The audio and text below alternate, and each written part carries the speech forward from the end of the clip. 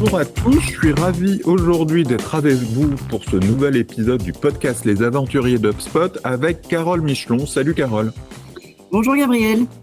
Alors tu es cofondatrice de Me and You Too, tu vas nous dire ce que vous faites et puis comment vous utilisez le CMS d'HubSpot, et pas le CRM d'HubSpot, le CMS d'HubSpot qu'on n'utilise pas si souvent, donc ça fait un épisode très intéressant sur ce hub, le hub CMS d'HubSpot. Comment tu l'utilises pour délivrer ton service à tes clients. Mais tout d'abord, bienvenue dans Les Aventuriers d'HubSpot, le podcast qui vous amène dans un voyage passionnant à la découverte du monde du CRM. Je suis Gabriel Dabichouevel, votre guide pour cette aventure et fondateur d'1 minute 30, partenaire HubSpot des entreprises ambitieuses. Je bégaye aujourd'hui.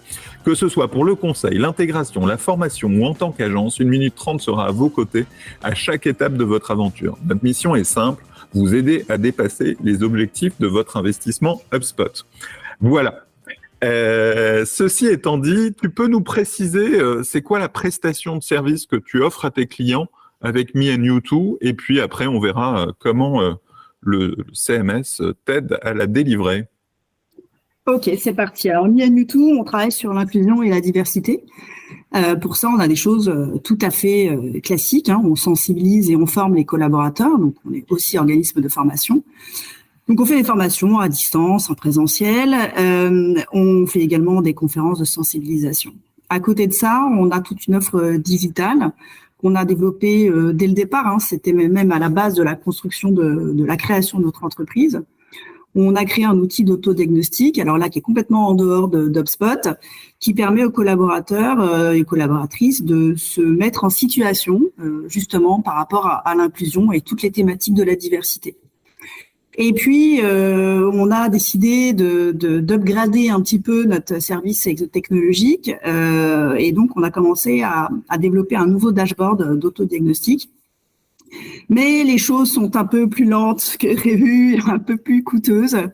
Aussi, nous a-t-il fallu tout de même aller vers l'innovation et on s'est dit, on a un super outil, HubSpot. On va donc pouvoir décider de créer un nouvel outil, un nouvel usage avec HubSpot. Alors, on a utilisé le CMS pour pouvoir distribuer du contenu à 2 types de populations. Notre première population, c'est nos clients directs, notre population RH et D&I, diversité et inclusion. Et la deuxième population, c'est tous les collaborateurs et collaboratrices des entreprises. Donc, on a 2 types de clients et donc 2 niveaux d'intervention. Donc, ce que tu fais, c'est que tu crées des portails personnalisés pour les entreprises sur les sujets de la diversité et de l'inclusion ? En fait, on a un portail central qui est une bibliothèque de ressources dans laquelle on va déposer des contenus divers et variés, podcasts, comme celui d'aujourd'hui, pourquoi pas, podcasts, vidéos en motion design, replay de webinaires, exercices. Donc, on a pas mal d'exercices de contenu, de connaissances, de tests, etc., pour conserver de l'interactivité. Et toute cette bibliothèque de ressources, c'est un catalogue dans lequel les populations RH et D&I vont aller puiser de l'information pour elles-mêmes, premièrement, puisqu'on a aussi même des informations très spécifiques au RH. On a une veille juridique, par exemple. Et puis, on va proposer à cette population de partager certains des contenus sur un portail qui, cette fois, est spécifique à l'entreprise même. Donc, toutes nos populations DRH et D&I de tous nos clients sont sur cette même bibliothèque de ressources.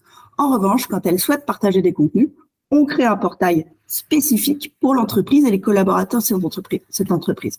C'est du contenu privé, tout, à la fois la bibliothèque de ressources, mais évidemment aussi les portails, avec un système d'inscription les collaborateurs intègrent des listes de personnes autorisées à consulter les contenus.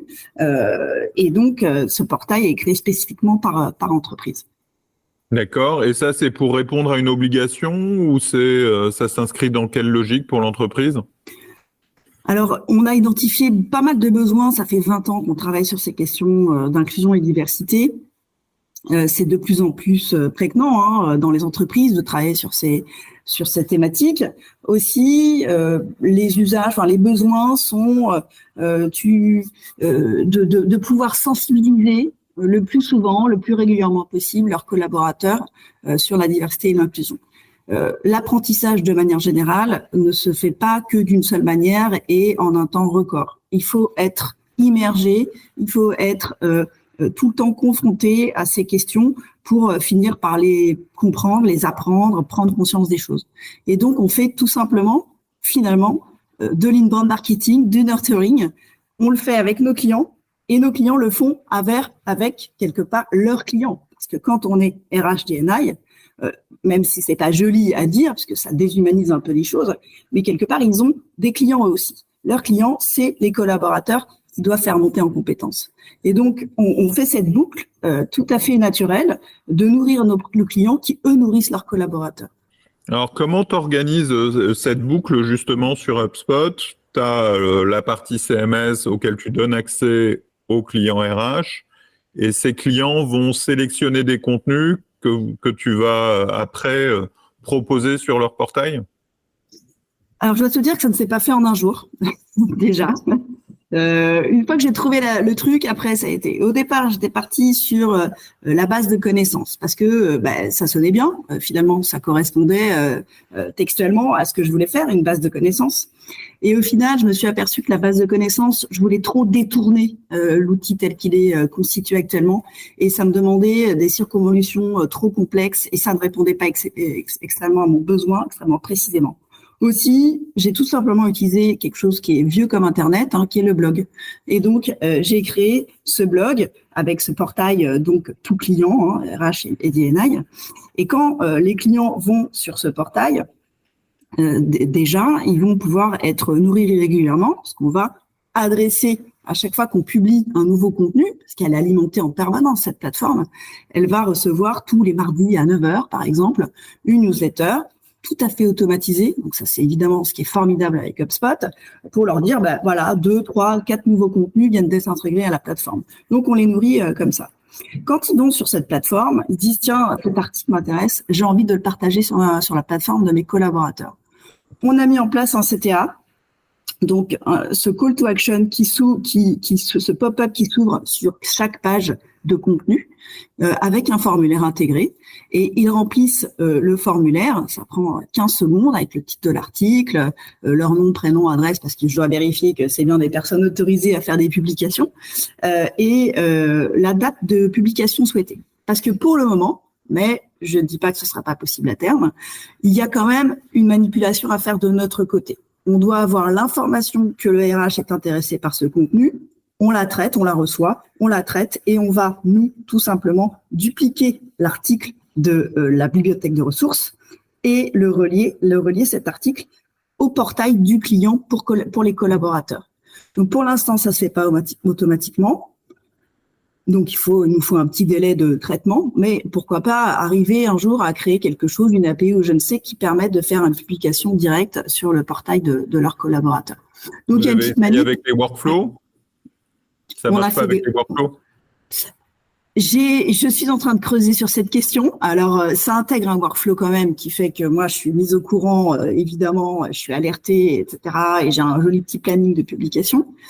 Ce qui serait extraordinaire, c'est que le client puisse lui-même faire clic et puis hop, ça va sur la plateforme de ses collabs. On n'en est pas là, mais tu parlais d'évolution tout à l'heure. Ça fait partie des évolutions potentielles et il faudra peut-être un peu faire du hacking avec HubSpot et peut-être avec vous, du coup.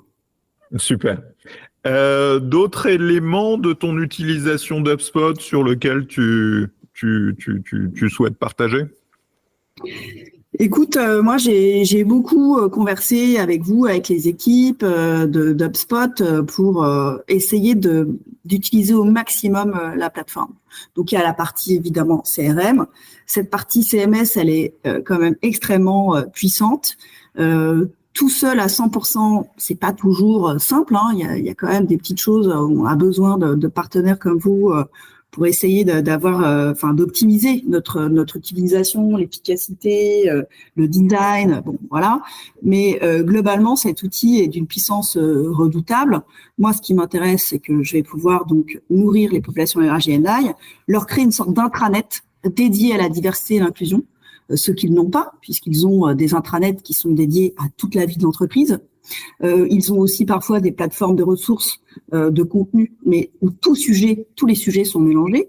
Or, ces services-là ont vraiment besoin de justifier aussi de leurs actions auprès des directions générales, auprès des collaborateurs, ont besoin d'être formés en continu sur ces questions. Et c'est extraordinaire de se dire qu'avec un simple blog, entre guillemets, on peut tout simplement faire ça. Là où c'est atypique, c'est que HubSpot va me permettre vraiment d'avoir des stats, un reporting très poussé que je vais pouvoir leur communiquer. Ça, pour moi, c'est un vrai plus parce que ça va aussi leur permettre donc justement de légitimer et justifier leur action et de voir ce qui fonctionne le mieux, y compris sur les sujets. Il faut savoir que les populations RH&I, elles ne vont pas avoir toute envie de communiquer sur tous les sujets de la diversité. Il y a des sujets plus complexes, plus touchy, où ils veulent pas encore y aller. C'est le cas de la diversité néogyne, la diversité religieuse, les LGBT+. Donc, on va pouvoir les amener en douceur, peut-être, sur des sujets qu'ils n'auraient pas forcément traités, par des contenus plutôt malins et plutôt bien, avec beaucoup d'expertise, parce qu'il n'y a pas que nous. Hein. On utilise aussi des contributeurs pour le faire, même si on reste maître et en contrôle. Et tu es sur des accès logués au CMS par les utilisateurs RH et les utilisateurs des entreprises, ou c'est Personne ne rentre dans notre écosystème HubSpot en tant que tel. Hein. Je ne nomme pas des collaborateurs pour qu'ils puissent rentrer dans mon HubSpot. Personne n'y rentre. Dans le back-office. Ouais, exactement. En revanche, le contenu, effectivement, il faut y rentrer. Donc, quelque part, tu deviens membre d'une communauté. Et ça aussi, c'est une évolution et on en parlera peut-être à la fin. Tu deviens membre d'une communauté, donc tes populations RH&I, tu accèdes à cette bibliothèque de ressources tout simplement en t'inscrivant à un formulaire qui te fait entrer dans une liste de personnes autorisées. Cette liste de personnes autorisées est la seule à avoir accès à la bibliothèque de ressources. C'est la même chose pour les collabs. La plateforme collab. Donc, tu les reconnais pas par l'URL de leur email, ce genre de choses, et sur un accès par communautaire, par inscription. Par inscription, effectivement. Très bien. Et donc, la dernière question, c'est quoi la prochaine étape de ton aventure HubSpot ? Écoute, je pense qu'il y en a 1000. Tout est ouvert, tout est possible. Une des premières étapes, ce serait, c'est la partie internationalisation. Nous, on est beaucoup à l'international avec des entreprises comme Orange, comme L'Oréal, comme Lacoste. On est parti dans plus de 220 pays. Je parle là de Zootodiagnostic. On a 3 sites internet CMS, donc en français, anglais, espagnol. Demain, j'aimerais beaucoup que cette partie bibliothèque de ressources et micro-learning, diversité et inclusion pour les collabs, soit accessible en d'autres langues. Donc, c'est pas un problème CMS parce que justement, HubSpot nous permet très facilement de faire cela. Donc, heureusement, la technique ne nous arrête pas. Après, c'est la partie contenu. Il faut traduire, adapter, trouver des contributeurs dans les zones géographiques. Donc, c'est pas quelque chose de simple. Mais ça sera certainement, on a déjà des demandes là-dessus. Donc, ça sera notre première étape. Et la seconde, et ça, on en parlera, c'est que sur ma bibliothèque de ressources, je n'ai que des RH et des DNI. Ce sont des personnes qui ont besoin et envie de se parler entre eux. Et donc, il faut que je trouve un système pour créer une capacité de communication, de chat entre les membres des personnes qui sont donc les personnes qui sont connectées. Donc, je ne cherche pas à discuter avec elles. Je veux qu'elles discutent entre elles, ces personnes. Donc, une dimension communautaire, c'est ce que tu évoquais tout à l'heure. Exactement. Super, voilà, quelqu'un qui utilise pleinement, toute seule, hein, tu le disais un peu, c'est un peu ta force, toute seule, toutes les briques du CRM HubSpot. J'espère que cet épisode des aventuriers d'HubSpot vous a intéressé, que vous avez appris plus sur cet usage du CMS. Et si, comme nous, vous pensez que le CRM est une aventure et qu'il faut être bien accompagné, contactez-moi chez 1 minute 30. Mais avant de partir, n'oubliez pas que l'expérience est meilleure lorsqu'elle est partagée. Alors, après l'épisode, relayez vos découvertes avec d'autres aventuriers Et n'hésitez pas à liker, à partager, à laisser un commentaire sur la plateforme où vous consultez ce podcast. Merci beaucoup, Carole. À très Merci, vite. Gabriel.